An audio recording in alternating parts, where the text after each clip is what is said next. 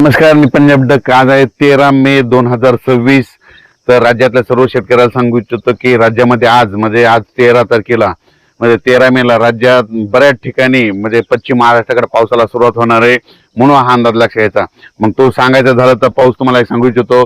अहिल्यानगर जिल्हा, पुणे जिल्हा, नाशिक जिल्हा, त्याच्यानंतर कोकण पट्टी, घाटमाता, त्याच्यानंतर महाबळेश्वर, सातारा, सांगली, सोलापूर, कोल्हापूर, त्याच्यानंतर लातूर, बीड, धाराशिव, परभणी, जालना, संभाजीनगर ह्या पट्ट्यामध्ये आज सांगायचं झालं तर 13, 14, 15च्या दरम्यान पाऊस येणार आहे, म्हणून हा अंदाज लक्षात घ्यायचा. ज्यांची हळद असेल तर तुम्ही काय करा की तुमची हळद ह्या 3 दिवसामध्ये झाकून ठेवा, कारण की राज्यामध्ये सांगायचं झालं तर आता आज देखील पाहू शकता. मी पैठणला जाताना या ठिकाणी पाऊस पडलेला आहे.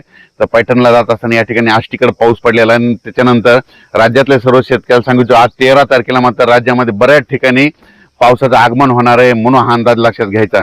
हे पाऊस तुम्हाला सांगू इच्छितो की आजचा पाऊस मग पुण्याकडे पडणार आहे, नाशिककडे देखील आहे, अहिल्यानगर भागात देखील आहे, अकोले, जुन्नर, सिन्नर, त्याच्यानंतर कोकण पट्टीकडे आहे, कोकण घाटमाथ्यावर जरा जास्त पाऊस पडणार आहे, सातारा, सांगली, सोलापूर, कोल्हापूर, पुणे ह्या पट्ट्यात देखील चांगला पाऊस पडणार आहे, म्हणून हा अंदाज लक्षात. आज बऱ्याच ठिकाणी जवळजवळ सांगायचं झालं तर आज 13, 14 आणि 15 तारखेपर्यंत राज्यामध्ये पश्चिम महाराष्ट्राकडे जरा जास्त पावसाचा असणार आहे.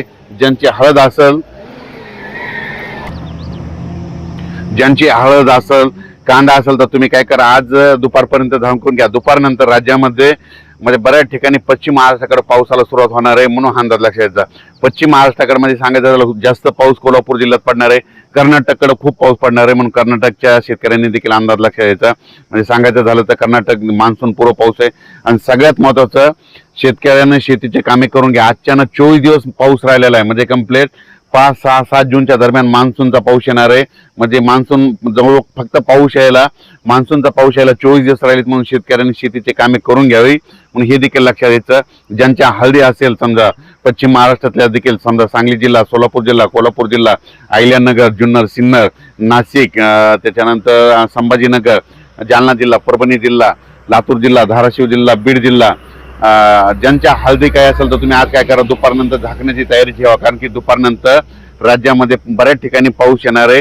सर्वदूर नाही पडणार, फक्त विखुरलेल्या स्वरूपाचा हे अवकाळी पाऊस असतो. आणि सगळ्यात महत्त्वाचं 15 मे ते 30 मेच्या दरम्यान ज्या भागात जास्त पाऊस पडला पावसाळ्यात त्या भागात मात्र जास्त पाऊस पडतो. एक सगळ्यात उदाहरण सांगतो. 15 मे ते 30 मे दरम्यान आता ही आष्टी भाग आहे, ह्या आष्टीला पाऊस पडला बघा, इथं हे पाहू शकता.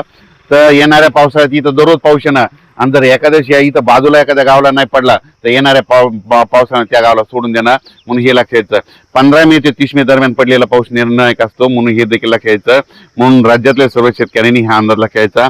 पाऊस जवळ आलेला आहे, शेतीचे कामे करून घ्या. फक्त 24 दिवसात पाऊस राहिला आहे, म्हणून हे अंदाज लक्षात घ्यायचा. मान्सून उद्या 16 किंवा 17 तारखेला अंदमान बेटावर दस्तक देणार आहे, त्याच्यामुळे यावर्षी लवकर पाऊस येऊ शकतो, म्हणून हे देखील सर्व शेतकऱ्यांनी लक्षात घ्यायचं. अचानक वातावरणात बदल झाला तर लगेच एक मेसेज दिला जाईल. धन्यवाद.